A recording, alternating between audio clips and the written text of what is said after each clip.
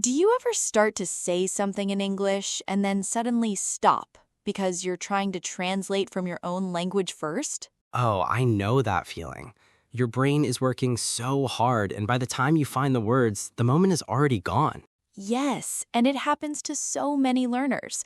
Hey everyone, welcome back to Master English Talks. I'm so happy you're here with us today. Hey, great to be here. And honestly, today's topic is one I personally needed when I was learning. I really wish someone had explained this to me earlier. Same. I remember sitting in a class and my teacher would ask a question and I'd know the answer, but I couldn't get the words out fast enough. I was translating every single word in my head.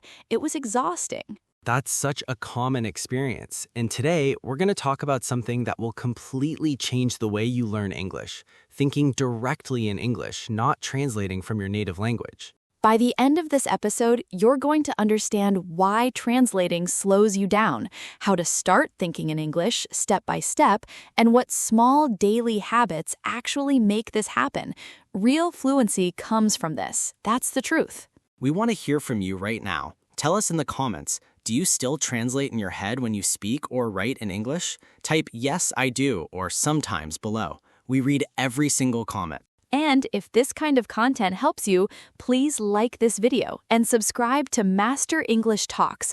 We put out new episodes every week to help you speak English with real confidence. Hit that subscribe button right now. It really does help us so much. Okay, let's get into it, because this episode might honestly be one of the most important things you learn on your English journey. Let's go.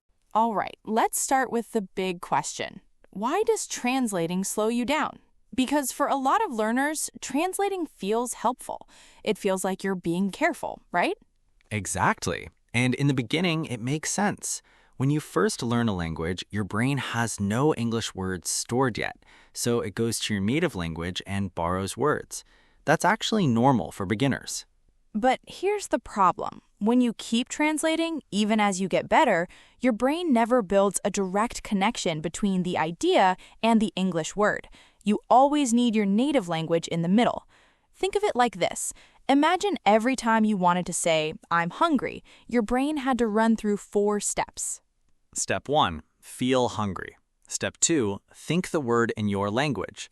Step 3, translate it to English. Step 4, say it. That's 4 steps just to say 2 words. Right, a fluent speaker does this in 1 step. They feel hungry and the English words just come. There's no translation in the middle. That's the goal, to remove the translation step completely. And it's not just about speed. It's also about accuracy, because languages don't translate perfectly. Every language has its own logic, its own structure, its own way of seeing the world. This is so true. For example, in some languages, you say, "I have hunger," instead of "I am hungry." If you translate that directly into English, "I have hunger," it sounds wrong. Native speakers don't say that. Or think about the word for missing someone. In Portuguese, there's a word, saudade. It means a deep emotional longing for something or someone. There's no perfect English translation. If you try to translate it word for word, you lose the meaning. So when you think in your language and translate, you're actually creating a second problem. You end up saying things that are technically translated but don't sound natural in English. Here's something I want you to think about right now. Pick a simple sentence, something like, "I want to eat something." Don't think it in your language first. Just think it in English. Can you do that? Try it right now, wherever you are. It might feel strange or slow at first. That's completely okay. That feeling of slowness is actually your brain building a new path, and every time you do it, the path gets stronger. So to summarize this part, translating feels safe, but it creates a barrier. It slows you down, and it makes your English sound less natural. The goal is to build a direct bridge between the idea and the English word. No detour through your native language. Okay, so now we know why translating is a problem. But the real question is, how do you actually start thinking in English? Because you can't just decide to stop translating. Your brain doesn't work like that. Exactly. You can't just say, "I'm going to think in English now," and magically it happens. It takes practice. But the good news is there are specific techniques that work really well. The first technique is to think in simple English, not perfect English. A lot of learners make the mistake of thinking they need to think in complex sentences. No, start simple. When you wake up in the morning, think to yourself, "It's morning. I'm tired. I need coffee." That's it. Short, simple thoughts. You're not writing a novel, you're just starting the habit of using English in your mind. Simple English is still real English. The second technique is to label things around you. This one is so practical. When you're in your room, look at objects and say their English names in your head. Chair, window, phone, lamp. You're connecting the physical thing directly to the English word. No translation needed. I actually did this when I was learning.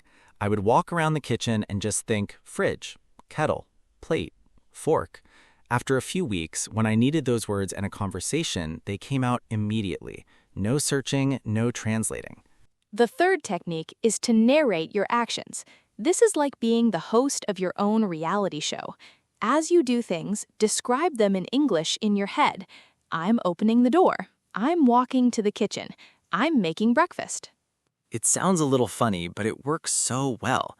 And you know what's great about this? You're practicing English even when you're not studying. You're washing dishes, you're also practicing English. You're on the bus, you're also practicing English. Now let's compare two ways of doing this. Here's the old way versus the new way. Old way. Something happens. You think about it in your language, you translate it, you find the English words, you say or think it in English. That's slow and exhausting. New way. Something happens, you think about it directly in English. Done. Simple, fast, natural. First, start with things you see and do every day. Second, use short sentences. 3 to 5 words is perfect. Third, don't stop to correct yourself. Just keep going. The habit matters more than perfection right now. I want to ask you something right now. After today's episode, can you try the narration technique for just 10 minutes? Just go about your normal day and describe what you're doing in English in your head. Tell us in the comments how it goes. Did it feel weird? Did it feel fun? We'd love to know. So the key idea here is you don't have to be perfect to think in English. You just have to start. Short thoughts, labeled objects, narrated actions. These small habits add up to something huge over time. So we've talked about why translating is a problem and how to start thinking in English. Now let's talk about how to build this into your daily life, because consistency is everything. This is where a lot of learners struggle. They understand the idea, they try it once or twice, and then they go back to their old habits. So let's talk about how to make this a real, lasting change. The first daily habit is to have an English morning. The first 10 minutes of your day are actually very powerful for language learning. Before you pick up your phone, before you talk to anyone, spend a few minutes thinking in English. You can think about your plans for the day. Today, I have a class at 10. Then I'm going to the gym. I want to cook dinner tonight. Simple, everyday thoughts in English. That's it. The second habit is to use English when you talk to yourself. Now, I know this sounds a little strange, but we all have an inner voice, right? We all have thoughts running through our heads all day. Try to switch that voice to English. When you make a mistake and think, "Oh no, why did I do that?" think it in English. "That was silly. I should have done it differently." When you're deciding what to eat, I want something light, maybe soup. The third habit is to consume English content without subtitles, especially not subtitles in your native language. When you watch a show with subtitles in your language, your brain reads the translation and doesn't work to understand the English. You're watching, but you're not processing English. Try watching something in English with English subtitles or no subtitles at all. Your brain has to figure it out. It's harder at first, but that's exactly how it gets stronger. Okay, let's do a little mini practice right now. I'll say something, and you try to continue the thought in English in your head. Ready? Go for it. I'm sitting at home. It's raining outside. I feel... How did you finish that sentence? Tell us in the comments. I feel relaxed. I feel bored. I feel cozy. Whatever came to your mind, write it below. There are no wrong answers here. We just want to see you thinking in English. You see what just happened? You had an experience, rain, home, and you described your feelings directly in English. That's thinking in English. That's what fluency feels like. And here's something really important. When you dream in English, that's a sign you're doing it right. Your brain is so comfortable with English that it uses it even when you're asleep. That's a beautiful goal to work toward. It might take weeks or months to get there, but the daily habits we talked about, English mornings, English self-talk, English... So let's review. Habit 1, English morning thoughts. Habit 2, switch your inner voice to English. Habit 3, consume English content without your native language subtitles. Do these 3 things consistently and you will notice a real change. All right, let's talk about common mistakes. And honestly, both of us have made these mistakes too, so this is not about judging anyone. It's about helping you avoid the things that slow down your progress. Mistake number 1, trying to think in English only when you're studying. A lot of learners switch to English mode only when they open their textbook or watch an English video, but the rest of the day they're back in their native language. Here's why that's a problem. English thinking is a muscle. If you only use it for 30 minutes a day, it stays weak. You need to use it all day in small ways to build real strength. Even tiny thoughts like, I'm cold, or this coffee is good, count. So the fix is don't only think in English when you study. Think in English when you cook, when you walk, when you wait for the bus. The more you do it, the more natural it becomes. Mistake number 2 is translating idioms word for word. This one is a big one. English is full of idioms, expressions that don't mean what they literally say. If you translate them directly, you get something completely wrong and confusing. For example, it's raining cats and dogs. If you translate that literally, it's raining animals from the sky? No, it just means it's raining very heavily. Or break a leg. That sounds painful, but it means good luck. When you hear or read an idiom, don't translate it. Learn it as a complete chunk. Break a leg means good luck. That whole phrase is one unit. Store it like that in your brain. Mistake number 3 is giving up when you can't find the English word. This is so common. You're thinking in English, everything's going great, and then you hit a blank. You can't remember the word for something, and so you switch back to your native language and give up. Don't do that. Instead, describe it. If you can't remember the word for umbrella, think the thing you hold over your head when it rains. That's still English thinking. You're working around the problem, not running away from it. And here's the funny thing. When you describe a word you don't know, sometimes the word comes back to you. Your brain was listening the whole time. Mistake number 4 is comparing your thinking speed to a native speaker's. Some learners get frustrated because they can speak their native language at full speed, but in English they feel slow, so they get discouraged and stop trying. But that's not a fair comparison. You've been thinking in your native language your whole life. English is new. Of course it feels slower, but every day you practice, the gap gets smaller. Be patient with yourself. Honestly, being kind to yourself is part of the process. You're learning something genuinely difficult, and you're doing it. That already makes you remarkable. Here's your practice prompt for this section. Write one short English thought in the comments right now. It can be anything. I'm watching this video. I'm learning English. I need a snack. Whatever's in your mind. Let's see those English thoughts. Okay, time for our favorite part, interactive practice. We're going to look at some situations, and for each one, there are 2 options. Your job is to choose the one that sounds more like real English thinking, not translated English. And speak the answers out loud if you can, not just in your head. Actually say them. Hearing your own voice say English helps your brain get used to it faster. Situation 1. You're tired after a long day.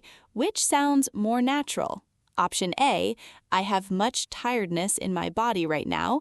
Or option B, I'm exhausted. I just want to lie down. Option B for sure. I have much tiredness in my body is a direct translation structure that doesn't work in English. I'm exhausted is natural and direct. One word, one feeling, no translation needed. Situation 2. You're at a cafe and the coffee is really good. Which do you say?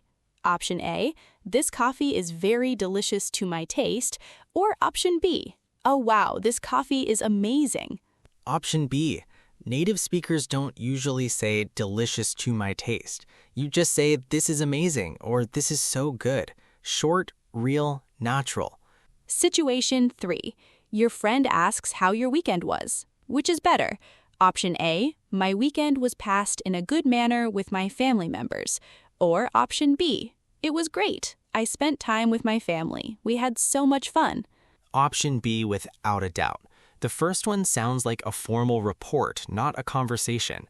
When you think in English naturally, you use shorter, warmer sentences, the kind you actually hear people say. Situation 4. You don't understand something your teacher said. What do you think? Option A, I'm having a problem of understanding what was spoken. Or option B, wait, I didn't catch that. Can you say that again? Option B. Can you say that again is exactly what real people say. It's simple, it's direct, and it doesn't require any translation. It's a real English thought. Now, here's your challenge. Create your own. Think of something you do every day and write about it in the comments using natural English. Don't translate from your language, just think directly. Tell us, what did you eat today? Where did you go? How are you feeling? Use real English thinking. And remember, it doesn't have to be perfect, it just has to be real. Fluency isn't about being perfect, it's about being understood. It's about connecting with people in English without a wall of translation between you and them. Wow, we covered so much today. I genuinely love this topic because it's one of those things that changes everything once you understand it. You don't learn English faster by studying harder, you learn it faster by thinking differently. Exactly. And let's quickly review what we talked about today. Number 1, we learned why translating slows you down and why it makes your English sound less natural. Your brain needs a direct connection to English, not a detour through your native language. Number 2, we talked about how to start thinking in English using simple daily techniques, labeling objects, narrating your actions, and using short, simple thoughts to build the habit. And number 3, we talked about building daily habits that keep your English brain active all day long. English mornings, English self-talk, and English content without native language subtitles. 3 habits that will genuinely transform your fluency. You are already doing something amazing by showing up and listening to this. Seriously, not everyone is willing to do the work, but you are here, and that means you're already ahead. Here's something for you to reflect on this week. What's one moment every day where you can switch your thinking to English? Maybe it's your morning coffee. Maybe it's your commute. Just one small moment. Start there. And we'd love to hear what you decide. Drop it in the comments. Tell us your English thinking moment for this week. We'll be reading every single one. Also, if this episode was helpful for you, please like this video, share it with a friend who's learning English, and subscribe to Master English Talks if you haven't already. We make these episodes because we genuinely want to help you get there, to that moment where English just flows out of you without effort, without fear, without translation. That moment is coming, and episodes like this one are how you get there.